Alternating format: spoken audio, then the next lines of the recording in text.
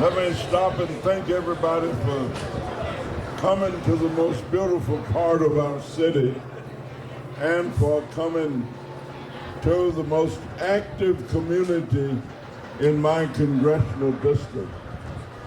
I always tell people that I am so fortunate because I represent the most diverse district in the whole city of Chicago or in the state of Illinois.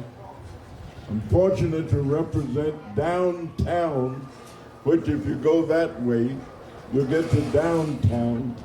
I also represent Greektown, where they have a certain kind of food, but I also represent Chinatown, where they have another kind of food. Let me take China. I represent Little Italy, where they have the fine Italian restaurants, Ted. Then I represent Soulville, where they got the soul food. Then we go out in the suburban areas. I represent Ukrainian Village. And I really just represent a lot of wonderful people who do a lot of great things and a lot of wonderful things. I want to thank Alderman Lee, and I want to thank Commissioner Daley for hosting and co-hosting this event with us. Some of you may know that Commissioner Daley's father was the mayor of Chicago for a long time. His brother was also the mayor of Chicago for a long time. He and I served on the Cook County Board together, and we had a wonderful time. So, John, would you please come over and say hello? Come on, come.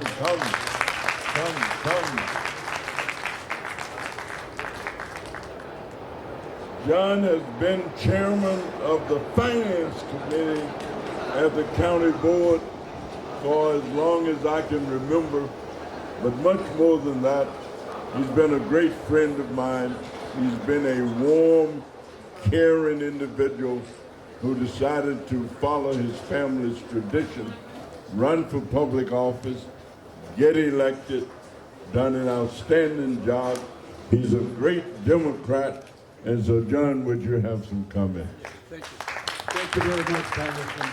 Danny, let me thank you for your friendship to myself, for the years that we spent on the county board, as well as going forward, and every year after when you left.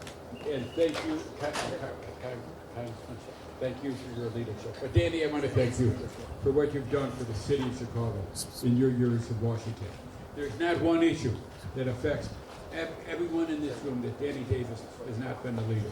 I want to thank him for his leadership, thank him for his friendship.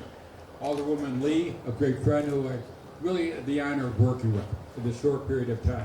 She knows the city and she knows her community as well.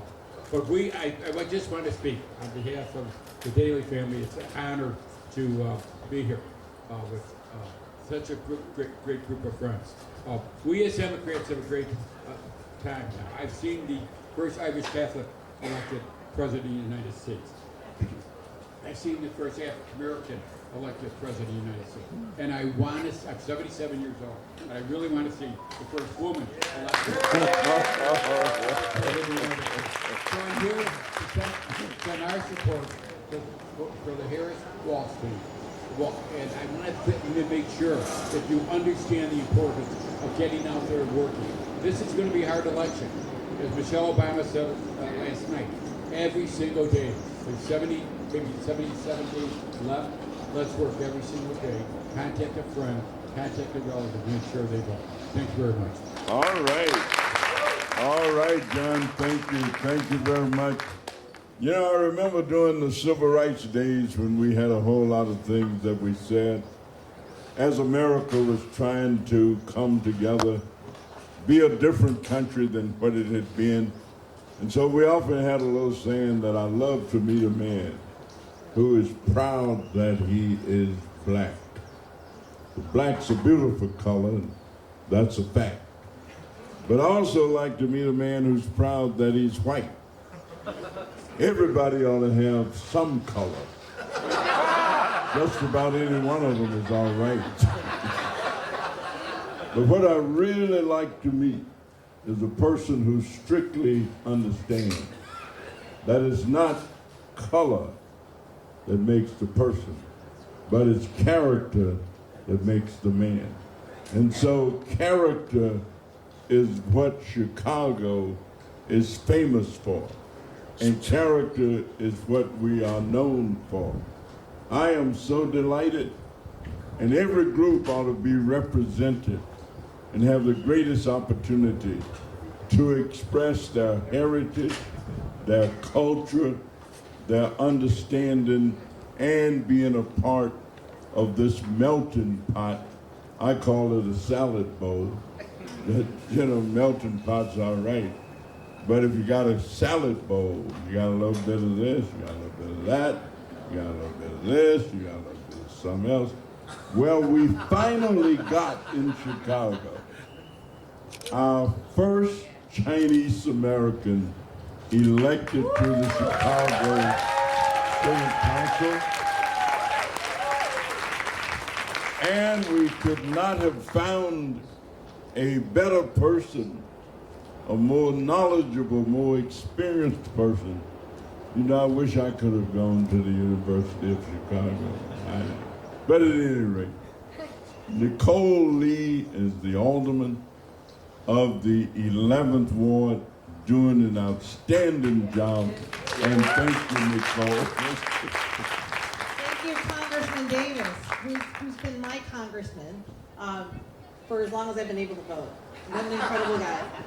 Thank you so much for your leadership and for all of your service and for being such a great friend to the Chinese American community, to the Asian American community. My good friend Courtney Pugh, Korean American, worked for Congressman Davis, legislative director, chief of staff, and she went on to run a little union called SEIU in California. So that just goes to show the kind of influence and the kind of impact that Congressman Davis has had. I'm going to try to keep my remarks brief because I know folks got places to go, but I can't tell you how proud I am to have this gathering here in the ward, in the first Asian majority ward in the entire city of Chicago. All right. All right. And as the first Chinese American anything to represent on the city council. It only took 185 years. But we're here now, right? We know this. And the door is open. What do we keep talking about and hearing? People are going to open the doors for us sometimes, and they're going to welcome us through. And other times, you got to kick the effing thing down. I'm quoting Vice President Harris, by the way, which, we are all fired up about Vice President Harris, soon to be Madam President. And we all have to make that happen. We all have to make that happen. We have to take all of the enthusiasm that we have here, and we have to take it forward. 77 days, you got to act like it's going to be 78 days. Because I never ran track, but so I'm told, when you're running a race, you don't run for the finish line, you run through it. That's right. You run through it. So we're not going to slow down when there's 3 days to go. We're going to run through it. Someone said this morning, maybe it was you, Congressman Davis, at our Illinois delegation breakfast this morning, that if you wake up on November 6th, and you think, I should have done that, I should have done this, we can't have that moment. You got to lay it all out on the table. You got to make sure everybody that you know, leave no stone unturned. Every single family member, make sure that they're registered to vote. They know where their polling place is, or you get them the early vote. They got to have a plan. And then who are the 5 people that you're going to have do the same thing? And then who are the 10 people you're going to get on a bus to go to a swing state? Here in Illinois, we're going to be okay, but we can't take that for granted either. But these swing states are going to be so important. And Asian Americans can represent the actual margin of victory for us. I mean, for real. We need to turn our Asian American votes out. And what I want to say, especially in this particular audience, and really the sort of district that Congressman Davis has in the community that he's nurtured his entire career, is this salad block. I'm now representing the crunchy noodle topping. That's what I'm bringing to the table, and maybe some sesame dressing. Miso, if you like. But what we have to do is we have to think about all of the things that really we have in common, right? Commissioner Daley tells me all the time, Nicole, this is a game of addition. This is not about division, it's not about subtraction. We are the party that brings people together, and this is what we need to continue to do. We all have similar fights and struggles in this world. You know, as a Chinese American, as an Asian American, there's a word in Chinese to call what you call American born, and I didn't realize what it meant till I was almost 20. It's called juxing. It literally means hollow bamboo. Chinese on the outside, but not on the inside. Now that is the struggle of anybody that's come to this country and has to reinvent themselves with these new American values. And that's not a bad thing, but it is a struggle, and we have to acknowledge that, right? So we're not Chinese enough for the Chinese people. We're definitely not American enough for the Americans. You all can relate to some of this. But we have that struggle together, and we got to remember those are the ties that bind. And there's enough room for all of us. So tonight's theme is a salute to Asian Americans, and I cannot be more thrilled that we have Congressman Ted Lieu with us. Please give him a round. He's the vice chair of the Democratic caucus. He's a big deal. He really is. And that we have him here is a really, truly great honor. Throughout this convention, it's my first convention, we've heard people talk about a lot of people in history. And I want us, me, Asian Americans in general, to start talking more about the Asian American leaders who are making such a big difference, and to not forget names like Mineta and Inoue and Mink and all of the future names we have, and Liu and Ming and Hirano. If you don't know these names, get to know them. And Duckworth. You know Duckworth. Yeah. But when a little middle school Indonesian boy that I met over the weekend, I was introducing myself to his father, and his father was introducing him to me. He said, "You're Nicole?" I said, I introduced myself as Nicole. I'm still getting used to this title thing. And he said, "Lee?" And he said, "Yes, I am. You're the alderman." It blew my mind. It blew my mind because in my lifetime, I did not think that was going to happen, least of all for me, but in this ward and in this city. So it gives me hope, and I have lots of it now. So, and just to borrow a line from Barack Obama, it's not a bad guy to borrow a line from. Yes, she can, and yes, we will. All right. All right. Yes, we can, and yes, we will. Well, let me tell you, the Democratic caucus, the group of individuals in the House of Representatives, group of individuals in the U.S. Senate, let me tell you, if you studied history, you know that America has made a lot of moves.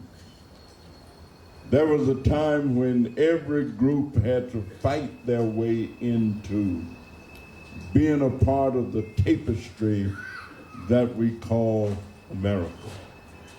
We are the only created country in the world. We were created. Different people decided to come. Different individuals were brought. Chinese Americans came to this country and were treated pretty much the same way that other minority groups were treated. They were called coolies. They worked on the railroads, and they built the railroads through the West. And ultimately, individuals would vote, and they'd vote for people of their same racial or ethnic group. I always say, John, that the reason Irish people in this country made so much progress is that the Irish invented block voting. And you may not believe it, but it's the truth.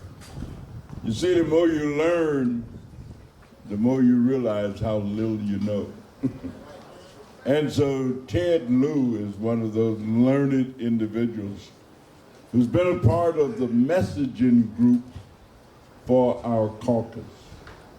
But he also has become part of the real serious leadership of our caucus. And after this election's going to be over, all of them are going to be close to being president. Everybody, Hakeem will be number 3. So if Hakeem is number 3, all the rest of the team will just be number 4, number 5, whatever. But I've found in Ted a friend. Amen. A friend who also will come to your rescue and will give you help and assistance when they feel that you need it. I value his talent, his unifying ability, and his way of articulating the issues that affect our country. So Ted, we thank you for coming out to Chinatown to be with us. We thank you and your family for being here, but we really thank you more for the tremendous leadership that you provide to the Democratic caucus in the House of Representatives as our vice chairman. Thank you very much, and please have some words.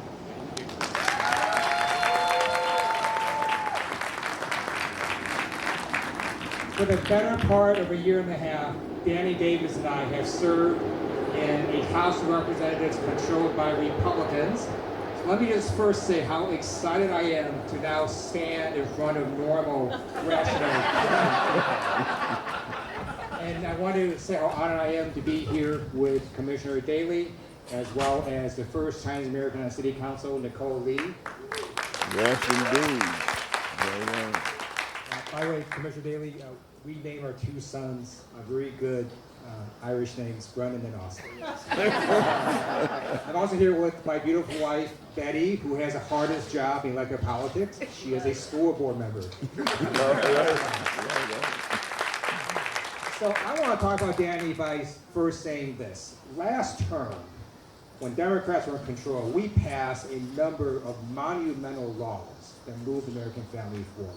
We passed the American Rescue Plan that funded local cities and local governments, funded law enforcement, made sure that our schools had reopened. We got shots into people's arms for vaccines and helped us recover from the pandemic. We then passed a bipartisan infrastructure law that only Joe Biden could have gotten accomplished. It's going to be a bipartisan infrastructure decade. We passed the Chips and Science Act to bring back high-tech chip manufacturing to America. We passed the PACT Act to help our veterans who are exposed to toxins. And we capped it off with the Inflation Reduction Act, the largest clean energy investment in world history. And the way we're able to do that is because of Danny Davis and the House Ways and Means Committee that found the revenue to make those deals. Danny, as you also know, is now the ranking member of the Child Welfare Subcommittee, and when we are in the majority, he will become the chairman of the Child Welfare Subcommittee.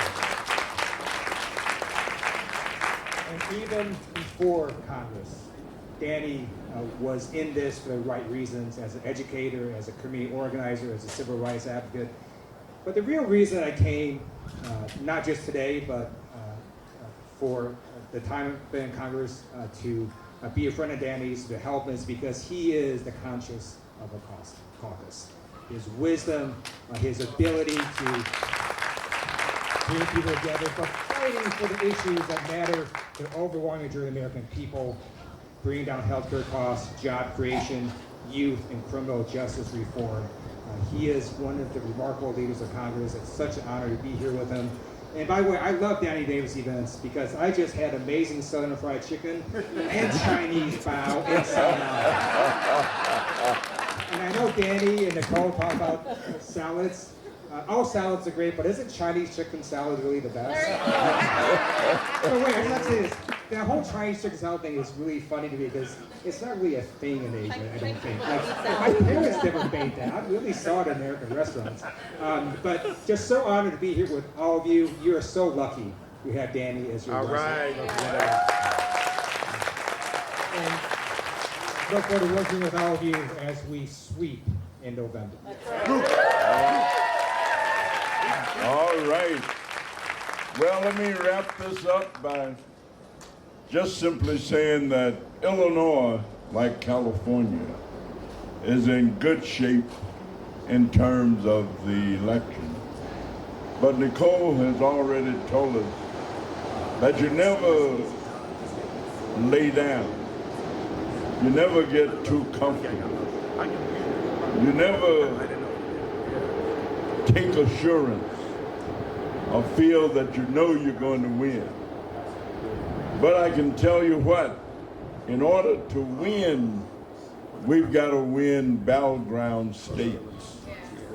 We got to win battleground states. And we are around and surrounded by battleground states. We need to make sure that we help win Michigan. We got to win Michigan. We got to win Wisconsin. We got to win Nevada. We've got other places. And if you want to work strategically, then have a strategy. Because if you don't get the majority, it just, if Donald Trump somehow or another was to become president, you're talking about gloom and doom. There would be gloom. It'd be like when Casey struck out. There won't be no joy in Mudville tonight. No, it'll be terrible. So we've got to give every ounce of whatever it is that we've got to make sure that these regular, extraordinary, ordinary people become the leadership of our country,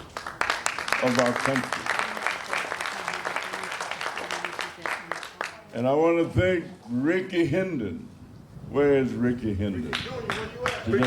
Ricky Hendon Jr., whose daddy was the greatest state senator the 5th District ever had, Ricky Hendon Sr.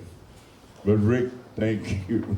But we want to thank all of those who've supported the effort, all of those who've been a part of making America be on the verge of, can you imagine the bills that we will pass? Ted, we want to make universal early childhood education available to every child in this country. To every child. We want to make sure that people understand that making decisions about health care is sacrosanct, and that only the individuals and their providers should be able to make those determinations based upon what they feel, what they think, and what they do. That there ought to be jobs available for individuals who are unemployed. All of those things are on the table. All of those things are on the agenda of Democrats. Sometimes I have to pinch myself when I see the stuff that we've been able to do, even not being in control of the House.